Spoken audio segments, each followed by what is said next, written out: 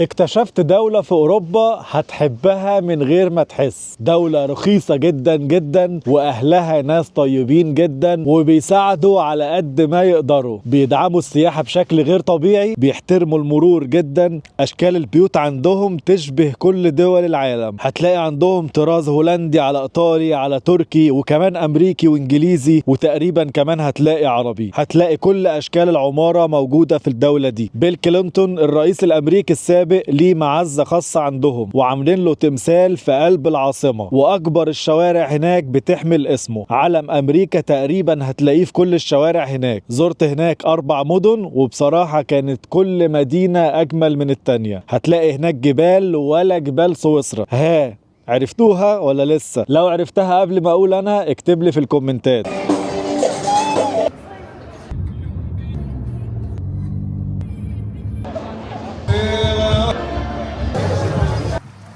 النهاردة هاخدكم معايا في رحلة مختلفة. بلد صغيرة قوي بس مفاجآتها كبيرة. أهلا بيكم في كوسوفا، البلد اللي بجد قلبت كل الموازين بالنسبة لي وخلتني أفكر بطريقة تانية خالص. وهنبدأ رحلتنا من العاصمة بريشتينا، مدينة بسيطة جدا هادية قوي ومش زحمة خالص. مش هتلاقي هناك ناطحات سحاب بس هتلاقي هناك روح. مع العلم ان انا في بلد صغيرة بس البلد زحمة جدا على عكس ما توقعت خالص.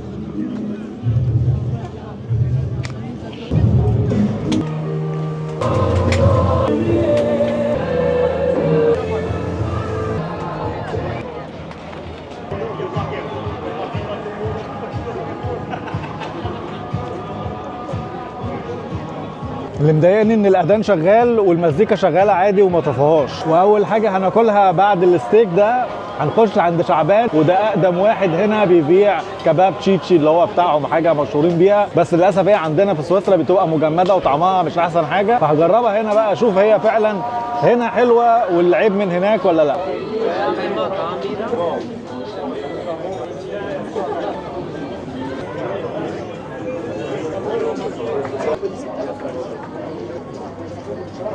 بسم الله الرحمن الرحيم.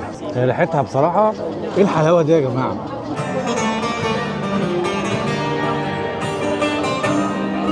بصراحة أجواء جميلة جدا، ناس بص سهرانين والدنيا ماشية والحياة جميلة. يعني على عكس ما كنت سامع خالص كوسوفو دي إن هي قرية والدنيا صغيرة وبتاع، لا الموضوع كبير قوي.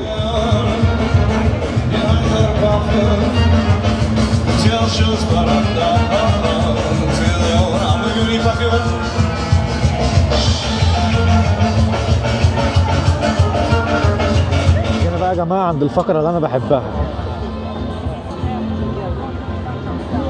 عندهم بجد حاجات جميلة على فكرة، أرخص من تركيا ومن مصر. ثانك يو.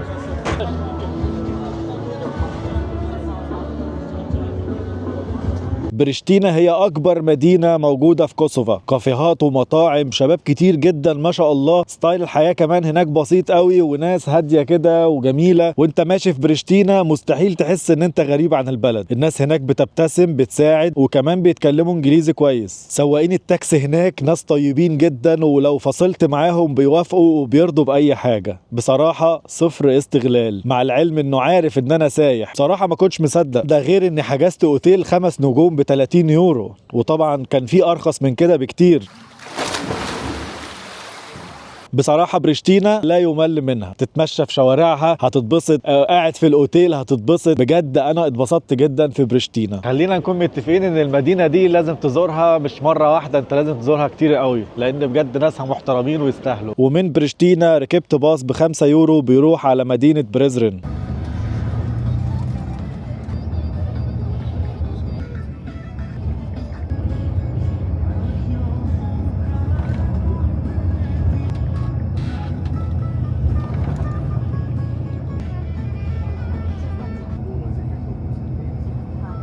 مش عارف اجيبها لكم ازاي، بس انا دخلت مكان حلقت شعري ودقني وكل حاجه وفي الاخر طلب 4 يورو. انا لحد دلوقتي مش مش مستوعب اللي حصل. بس بلد جميله، بلد جميله بجد، وبلد تحس كده فيها بالدفء بتاع العرب زمان. بس المشكله للاسف 90% من المحلات قافله النهارده عشان النهارده الحد. يعني كان نفسي تبقى في محلات فتح والف واشوف محلات لبس كتير قافله، اللبس رخيص كمان قوي هنا. فبصراحه انا عجباني قوي. ازاي ما كنتش باجي هنا؟ ايه ده؟ بصوا الاهرامات. بلد جميله يا جماعه ونظيفه ما شاء الله ورخيصه ودوله اوروبيه، يعني الاجواء الجميله، مساجد كتير. في لحظه ما حسيت بجد ان انا موجود في اسطنبول مش موجود في كوسوفا. المطعم ده شكله جامد، ما تيجي نتغدى فيه؟ حاسس كده ان هو مطعم تركي اكتر، يعني نفس الديزاين بتاع الاتراك. مطعم جامد شكله كده من الاخر، يعني شكلنا هناكل حاجه حلوه ان شاء الله ان شاء الله. عايز اكل انا عايز اجرب كل حاجه من كل حاجه، بس تقريبا مش هينفع، بس هنشوف. يعني الاكل شكله شهي، بس المشكله في ان انت عندك معده واحده بس. اوحش حاجه بقى مش فاهم اي حاجه من المنيو، مش فاهم منه اي حاجه. انا عايز اكل بس مش فاهم حاجه. قلت له مفيش منيو تصور، قال لي لا مفيش. طب اعمل ايه بقى دلوقتي؟ في الحالات اللي زي دي بقى بنعمل ايه؟ بنروح طالبين ميكس جريل وخلاص، ما مش عارفين بقى اللي هيحصل ايه. وطلبت العيران ده اللي هو المشروب الرسمي هنا بتاعهم، وعامل زي الزبادي، عامل زي شرش الجبنه. عارفين شرش الجبنه زمان؟ والله هو ده اهو، شرش جبنه بالظبط، بس هم بقى ما اعرفش يعملوه بالزبادي. هو شرش جبنه.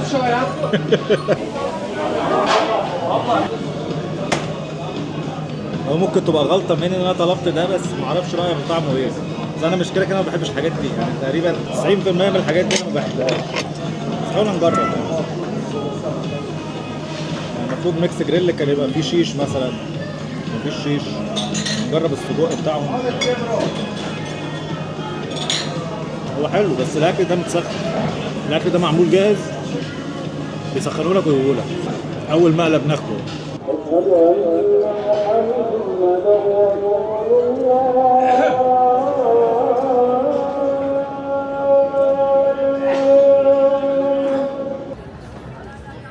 جو حر لا يطاق.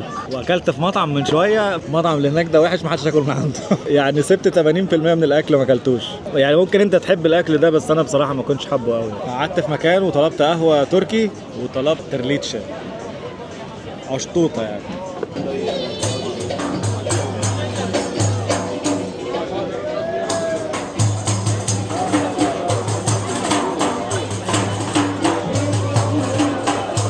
واستمتعت جدا في مدينة بريزرت، بس كان ناقصني حاجة. حسيت ان انا لو معايا عربية هستمتع اكتر بكتير، لاني لقيت البلد بجد فيها طبيعة غريبة جدا. والاتوبيس بصراحه حسيت ان هو مش هيسعف. كلمت واحد صاحبي واجرت عربيه ورحت خدتها من المطار، ومش هتصدقوا العربيه كانت ب20 يورو بس في اليوم. وبصراحه العربيه هي اللي ادتني دفعه ان انا ازور مدن كتير واماكن كتير. الباص كان ب5 يورو بس. الباص مش غالي خالص هناك، ولكن بيضيع لي وقت كتير. لكن بالعربيه بصراحه كان الموضوع اسهل بكتير، وكنت بتنقل بكل سهوله، لدرجه اني كنت بروح مدينه وبرجع تاني على بريشتينا العاصمه عشان ابات فيها. ولكن في بعض المدن رحت بيت في اوتيلات هناك.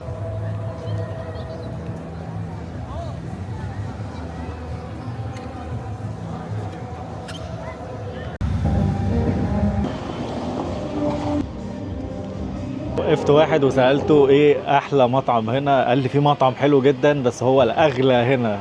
قلت اروح اشوفه يعني. فتعالوا بصوا اغلى مطعم هنا اسعاره عامله ازاي. يعني اغلى حاجه ب25 اللي هي الميكس فيش بليت، حاجات ب5 ب10. احنا هنخش بقلب جامد بقى خلاص، ما احنا عرفنا الاسعار ايه.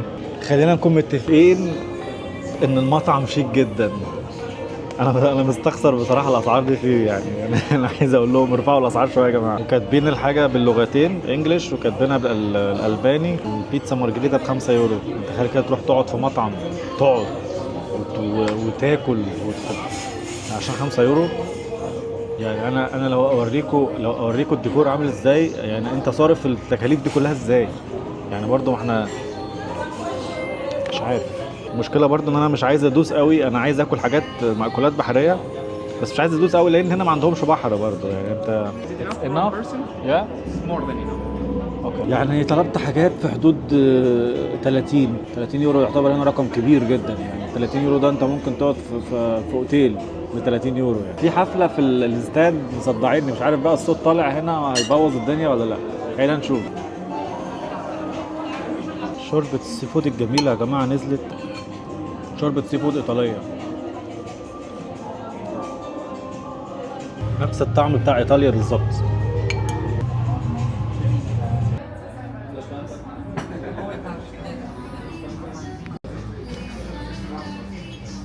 تقريبا مفيش احسن من كده او مفيش احلى من كده. يا جماعه ده مش احسن مطعم في كوسوفو، ده احسن مطعم في العالم. ايه الجمال ده، ايه الجمال ده بجد واقسم بالله جامد جدا. اكل كويس، سعر كويس، ومكان كويس، فانت مش عايز حاجه تاني بصراحه. نمبر 1 ان كوسوفو. جابوا لي سوربيتو بعد ما خلصت.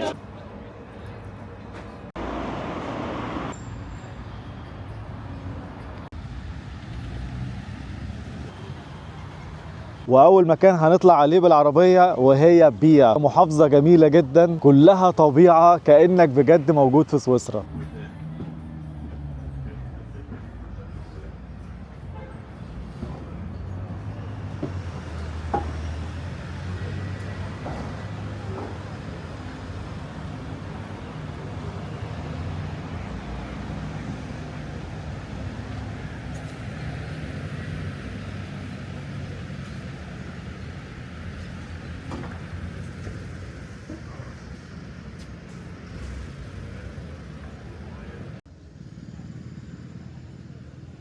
وصلت هناك الظهرية ولقيت سوق جميل كده شعبي خالص، عجبني بصراحة وقعدت ألف فيه شوية. لفت انتباهي هناك إن هم عندهم فساتين الأفراح كتير جدا ما شاء الله، ربنا يسعدهم يا رب ويبسطهم. بصراحة الأسعار خطفاني أسعار غريبة، 2 ب15 والواحد ب10 حاجات غريبة بجد. دهب بالهبل، محلات الدهب كتير قوي هنا وشنط انا بصراحه اللي خاطفني اسعارهم جميله وحاجاتهم جميله كمان. هيرمس، بس طبعا هيرمس مضروب يعني مش هيرمس اصلي.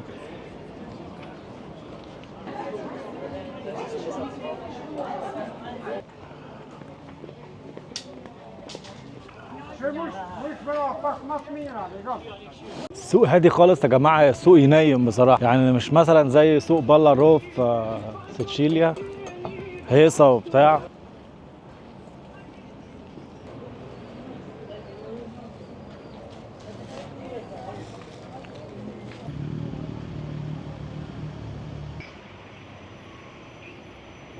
وبعدين دخلت على مطعم 5 نجوم مشهور جدا هناك، والاكل كان رخيص جدا لدرجة ان انا اكلت اكبر بروسكيتا في حياتي كلها.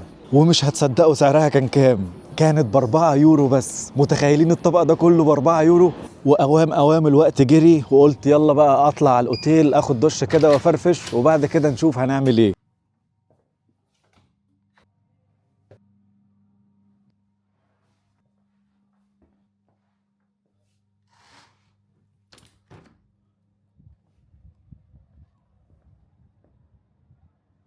وكان في واحد صاحبي قايل لي على الجبل اللي هناك لازم اطلعه عشان مش هلاقي فرق ما بينه وما بين سويسرا. وفعلا اخدت العربية وطلعت على الجبل، وانا ماشي طول الطريق عمال اشوف جبال وطبيعة فعلا ما تختلفش عن سويسرا في حاجة. فرق بسيط جدا ممكن ما تلاحظوش، والفرق ده كان راجع للناس القليلة جدا اللي بترمي زبالة في الشوارع للأسف. معرفش ازاي حد ممكن يوسخ بلده بالشكل ده، ازاي يهون عليك توسخ بيتك بالشكل ده. وانا بتمشى فوق لقيت تحفة فنية اسمها هوتيل جراند بيلوتشي. عجبني كمان ان كل الناس اللي بتدخل له كده لابسين لبس سبعيناتي الكلاسيك الجميل قوي بتاع زمان ده، حاجة كده اخر روقان بصراحة. وخدت العربية وقلت بقى هرجع على وسط البلد عشان ابتدي اشوف الدنيا هناك عاملة ازاي بالليل. طول ما انا ماشي على الطريق يا جماعه بقر والحياه الريفيه الجميله جدا اللي بشوفها في سويسرا، والله الفرق بسيط جدا. وفي المكان ده بالذات ما حسيتش اللحظه ان انا بره سويسرا، وانصح جدا بزيارتها. البلد دي بجد مهيئه انها تكون واحده من اجمل الدول السياحيه في اوروبا كلها، وكمان عشان رخيصه هتقدر تقعد فيها فترة أطول لو أنت حبيت. صدقوني لو واحد أول مرة هيسافر أوروبا هيستمتع جدا هناك، وهيعتبرها من الدول اللي لازم يكررها كتير. وطلعت على الأوتيل غيرت هدومي ونزلت أتمشى في وسط البلد شوية، ولقيت حاجة غريبة جدا. لقيت المدينة كلها كل الأماكن اللي هناك بتبيع فلفل بكميات كبيرة جدا. عايز أشوف إيه الموضوع ده. حاجة لفتت انتباهي إن هنا المحلات بتبيع فلفل بكمية غريبة، معرفش هما ما عندهمش غير فلفل ولا ايه. بطيخ الجميل يا جماعه، بطيخ بطيخ الجميل بتاعهم، بطيخهم حلو يا جماعه. فلفل، بصوا ما شاء الله عندهم فلفل، تقريبا المحلات كلها بتبيع فلفل، بس الفلفل يعني بيعاملوه معامله مقدسه هنا ب1 يورو. كيلو الفلفل ب1 يورو يا جماعه، فما شاء الله الناس دي عايشه على الفلفل يا جماعه.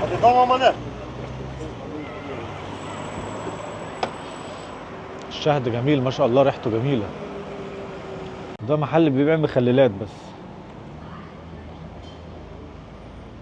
مخللات، وبرده مخللات فلفل، يعني برده الفلفل واخد حجم اكبر من حجمه هنا. وطلعت على الاوتيل بقى عشان اريح، عشان تاني يوم هنسافر ونروح على مدينة جديدة. بفتح الشباك لقيت صوت الاذان جاي من كل حتة، بصراحة كان بجد حاجة خطفت قلبي.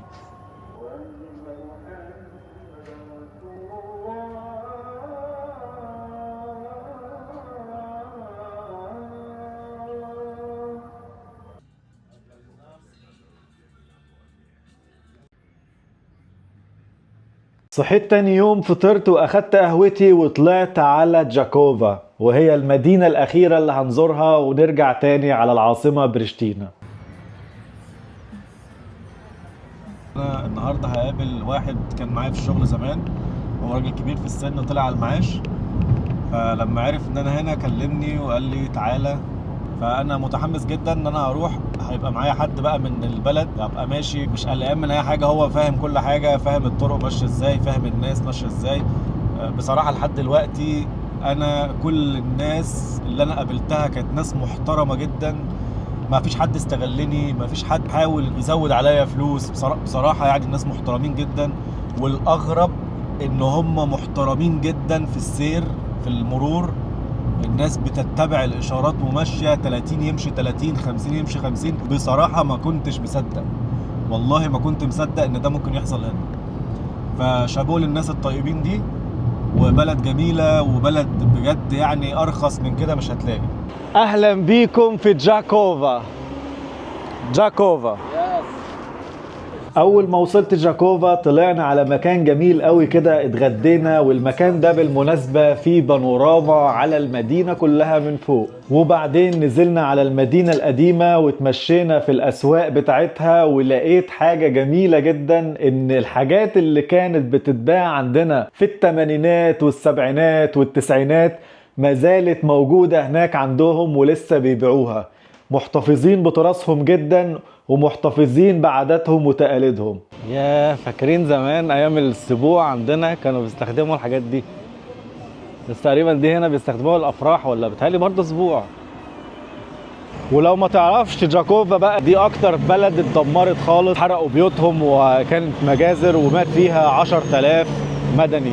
جاكوفا يعني من الناس الحلوين قوي والناس الجامدين قوي واللي بيعتزوا جدا ببلدهم، وبصراحة انا شايفها من اجمل البلاد، يعني فيها حياة اكتر، يعني غير بريشتينا تحس ان هو بس في وسط المدينة حياة، انما هنا انا شايف في ناس بقى عايشة واجواء جميله يعني بصراحه. والكافيهات هناك لقيتها كتيره جدا وجميله جدا، هتلاقي قهوه هناك بتتقدم لك الشاي مع الفول السوداني، بجد كانت اجواء غريبه عليا وجميله في نفس الوقت. ده غير ان الاسعار ارخص من كده ما لقيتش في اوروبا كلها. بس الامانه لله في حاجه لازم اقولها، اقسم بالله العظيم ان انا من ساعه ما دخلت البلد دي اللي هي كوسوفو مفيش حد استغلني، مفيش حد رفع عليا سعر. الاسعار اللي انت بتتباع لك انت هي الاسعار اللي بتتباع لاي حد مواطن هنا. بجد الناس دي بجد ربنا يجازيهم خير ويفضلوا ويثبتوا زي ما هم كده. دخلت محل بيبيع ملابس متقلده بصراحه الملابس ما فيهاش غلطه، مش هتحس خالص ان هي متقلده، بس اسعارهم كمان غاليه. يعني التيشيرت عندهم ب 80 يورو، 80 يورو ده ممكن يبقى هنا حاجه كبيره جدا، مستحيل حد يقدر يشتريه من الاخر يعني.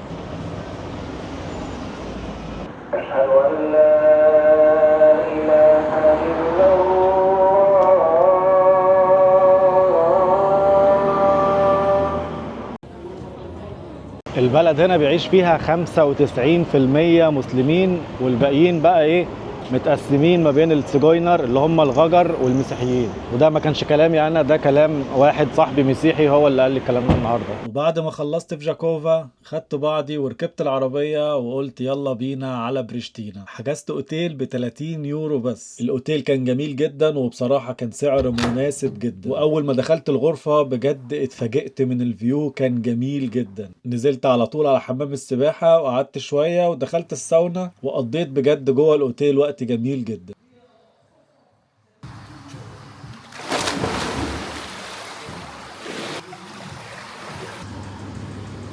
وبعد ما خدت الشاور بتاعي خدت بعضي ونزلت على وسط البلد، قلت هتمشى شوية وبعدين اروح اكل حاجة وارجع.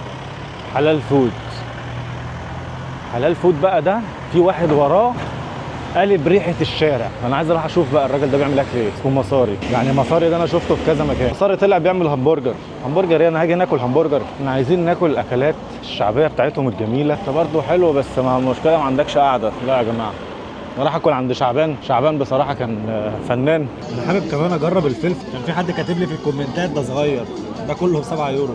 ميكس جريل. ده الفلفل اللي قلت لكم عليه اللي هم موجود في كل حته. خلينا نجرب كده.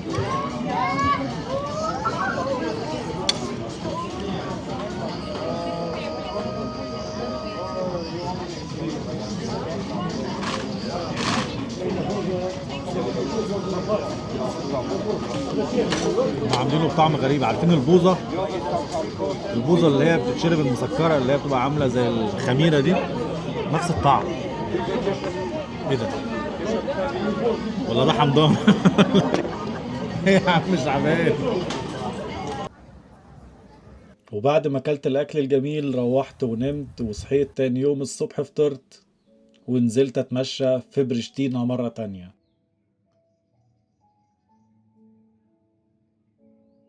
خلينا نكون متفقين ان المدينة دي لازم تزورها مش مرة واحدة، انت لازم تزورها كتير قوي، لان بجد ناسها محترمين ويستاهلوا. بجد كانت مدينة مبهرة، وكنت كل شوية بشوف حاجة جديدة. قد ايه المكان ده بجد جميل جدا وارتحت فيه ونفسي ازوره كتير. رحلة كوسوفا بالنسبة لي كانت من امتع الرحلات اللي انا عملتها، واللي لازم اجربها مرة تانية ان شاء الله. ولو كملت الفيديو معايا للاخر اتمنى ان انت تدعمني وتشارك الفيديو مع اصحابك، علشان عايزين نوصل ل100,000 مشترك في اقرب وقت ممكن. شكرا ليك على المشاهدة.